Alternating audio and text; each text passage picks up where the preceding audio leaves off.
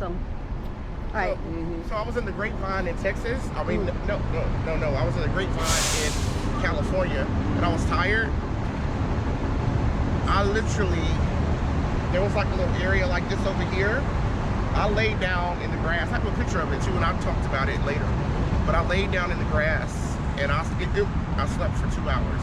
I just put my jacket down, and I slept. So no, that's not the side that we want to showcase, but we also want to say this pounding is not for the weak. Yeah, it's really not. You got to know what your limitations are, though. You got to know that I've had enough for the day, or if you get sleepy, like that subtle head drop, and you start to fight yourself, you need to know I need to pull myself over. Because I done been in the rumble strip before in Arkansas, in the grass, like rumbling. That's the best way to wake up in the bushes. Yeah, so you gotta know what your limitations are out here. When I'm tired, I put myself over. I don't take no chances, because I want to get back home to the people that love me. Sure. That's what I want. Sure. So, it's not, I say it all the time, it's not for the weak. You gotta have some muscle in order to do this. And not only that, you gotta have some muscle to do it by yourself. Yeah. It takes a special type of person, and I mean, I'm not like trying to toot my horn, but I'm just saying, it takes a special type of person to pound 4,000 and 5,000 and 6,000 miles alone. I mean, it just does. So, this is what I do though. I mean, I've been doing this. I think that people like Piper and myself and people that do it by themselves, most of the time, you're kind of, I don't know if you grow into it. I think that you start out when you're little and you kind of been a loner all of your life. Like, I'm not an only child, but I'm kind of a loner too. I've been like, you know, like my mom would say, you're punished, go to your room. And I'm like, that's not, that's a treat. You have to do something else besides that, lady. So that's how I feel about it, and I love it. It's like I said on Sales Show the other day, it's religion for me. This is what I do. Yeah, so this is my 4th bike. This is my 4th bike that I'm taking across California border.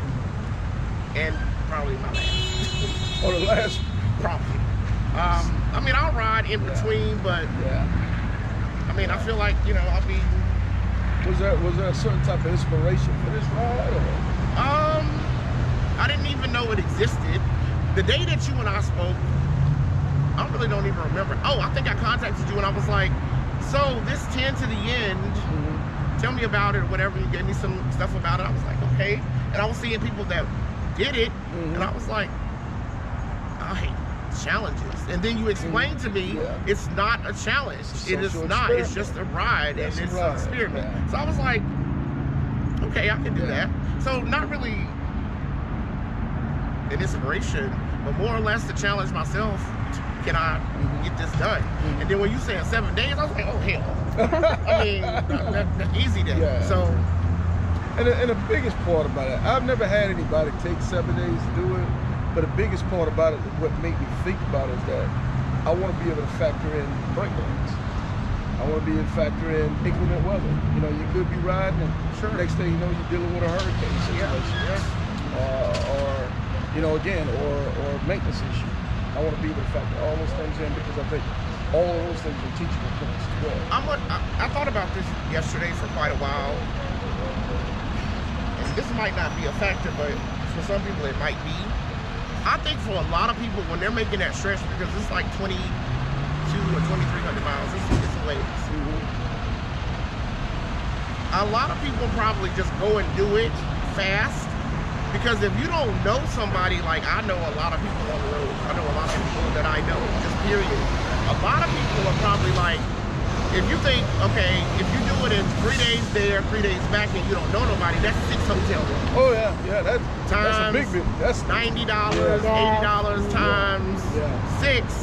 So a lot of people are like, let's just let me go. The more you stretch it out, if I do it in 7 days and you don't know somebody, so that's 14 hotel stays. I mean, well, it's a fortune. So I think that it pushes a lot of people to do it. Let me go and let me come back. I'm not trying to count nobody's pockets, but I think that that's a motivator with people too. Like, I can't afford to be out here for 8 days or 6 days, Because like I said, if you don't know somebody, I've only had to stay in a hotel once. Okay, but that was still $190. If I do that again on 190, 190, I still got 13 more times to do that. So I don't know. Like I said, I just kind of thought about that last night. Like maybe people just be like, let me go and get it done. There's an art to this. Yeah. The more you do it, the better you get it. The more efficient. And again, that's the biggest thing that I get out of this, because just you and I are talking about this type of stuff. So somebody out there is listening to it and watching it and saying, okay, that's something I need to start factoring in. Hotels. How does it work with the gas situation? How does it work with whatever route that I'm taking? I want to be able to teach that. And for a long time, I didn't see anybody teach that. You know, I saw people teaching, say, how to pack a motorcycle, how to change your oil, but really teaching how to ride with multiple days of long distance. Yeah, I'll talk about that. Yeah. Like I'm talking about it now because I know. I talk about, okay, in this city the gas is free, blah, blah, blah, blah, blah. It takes me this amount to fill up, times my gas stops. I can pretty much now, because I've done this for so long, I can pretty much know to the letter how much gas I'm going to spend, and I allot for that. I allot for, okay, if I gotta take my booster to Suzuki on the road, how much is this gonna be? What do I need? Where are my places along the stop? That's the reason why I have a calculated map, like not calculated, but I know my stops. I know where I'm going. So sometimes I zoom past if I'm feeling good, but for the most part, I stay on track with what my navigation team tells me to do. So seeing also that you're gonna be going into some ugly weather, we're not gonna bless it. We're not gonna bless All it. right. But I rebuke that statement. let me get that again. I rebuke the weather statement. Okay? Yeah, Lord, we go. All right. We know you gonna Scratch take that. Yeah, Not we know you speaking gonna of take that. Rewind. Say what kind of do you use a certain weather app or like? I use weather.com app. Weather.com app. Okay. Country told me last night he uses my radar. I use my radar. I like it too, but I like my weather app too. And then I have another weather app. I'm gonna forget what it's called. I think it's called Razor or something like that. So I look at that, and also again because I'm lazy. My team is like, get ready to go into this. Get ready to go in that. You get ready to do this, or you get ready to do that. So I do monitor the weather heavily, but I also rely on them to monitor it as well. And notice that she said her team, her pit crew. A lot of times, my bikers out there on the road, they have a crew, a designated crew. This is my pit crew right here. But we have a designated crew that does things that's looking at weather for you in advance. That's doing things that's looking at hotels, looking at how far you are from the nearest gas station, those type of things. Because believe it or not, even that we out here riding by ourselves, we really shouldn't be by ourselves. Right. We should always have, some people call them guardian angels or whatever. We should always have those people to be there to help us to ride more efficiently, safely, proficiently. 100%. Yeah. No, I have that. I have it on every time I go somewhere, every time I move. They tell me about the terrain, they tell me about the animals, they tell me about the police, because the good news is they're truck drivers too. Right. So I'm talking about truck drivers of 30 years that have been on coast to coast here and there. They're the best bikers. So they're like, this, that, and the third, slow down in Oklahoma. And I was like, yeah. Until I got pulled over in Oklahoma. I was like... And Louisiana too. Yeah. We'll go to this trip. Now, getting out of here, you're not gonna have no problem until probably getting on the other side of 75-10 split. You know, Lake City. Because the closer you get to the capital, Tallahassee, once the state troopers Sure. And the state troopers this time of morning are gonna be real active and busy. By the time you get on the other side of Tallahassee, you should be a little okay. State troopers kind of let it alone. But anything within 30, 40 miles of that of the capital city, man, they're all over the place. They're relentless. Well, you know, the great thing about this bike is I'll let, if the 70, I'll put the... Yeah. So you got a big speeder though, so... Playing a big speeder.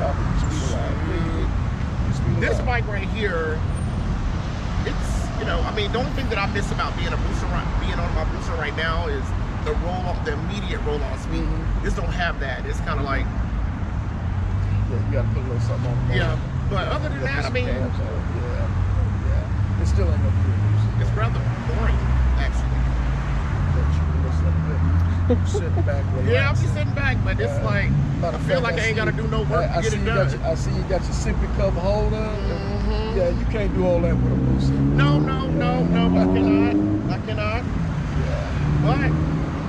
But we did this kind of backwards, y'all. I want to at least introduce her first, even if she don't need no introduction. I do need an introduction. This is the mileage bully, Shekelia Bussey. One of the baddest to do.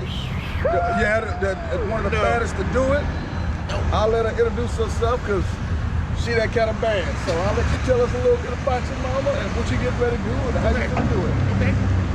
My name is Shekelia, or AKA I am the mileage bully. I'm getting ready to ride from, I'm in Jacksonville, Florida right now, and I'm getting ready to ride the 10 to the end. A social experiment. And I'm looking forward to it. My first time being Sarge's beautiful wife. I'm from Virginia. That's where I live. I am the owner of the Moto Mob Riding Academy. Yay. I am Congrats. the only female in the United States that owns a riding academy. Awesome. I'm the owner of 25 little training bikes that I have at my school that I bought with my money. No grants, no loans, no nothing. Just pure muscle. God is good. Sure is. And I teach people to ride for a living. So even though I'm riding a bigger bike, it's the same fundamentals that it takes to ride a smaller bike. So this is my first time on this type of thing, cruiser, You don't stop. road glide. You don't stop. So yeah.